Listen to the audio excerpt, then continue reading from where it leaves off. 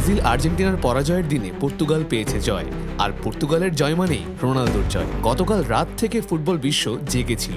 রাত 1:45টায় রোনালদোর ম্যাচ, সকালে আর্জেন্টিনা ব্রাজিলের ম্যাচ। ঘুম আর কোথায়!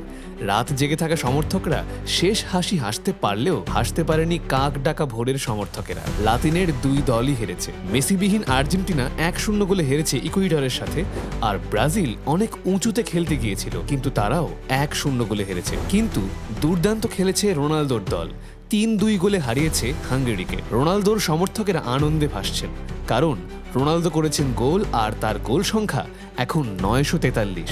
অপরদিকে মেসিহীন আর্জেন্টিনা যেন অসহায়। অ্যাটাকিং প্লেয়ের বেহাল দশা দেখা গেছে এই ম্যাচে।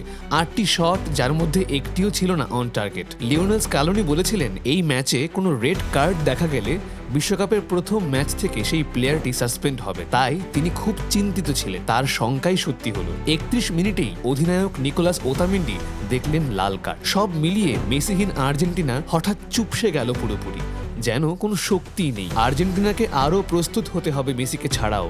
বিশ্বকাপে কাঙ্ক্ষিত ফলাফলের জন্য প্রপার টিমওয়ার্ক করা ছাড়া আর কোনো উপায় নেই। এদিকে ব্রাজিল এখন কনমেবল ওয়ার্ল্ড কাপ কোয়ালিফায়ার্স র্যাঙ্কিংয়ের 5 নম্বরে আছে। এবারের বিশ্বকাপ যদি অন্যান্য বারের মতনই 32 দল নিয়ে খেলা হতো, তাহলে ব্রাজিলকে বিশ্বকাপে চান্স পাওয়ার জন্য খেলতে হতো প্লে অফস।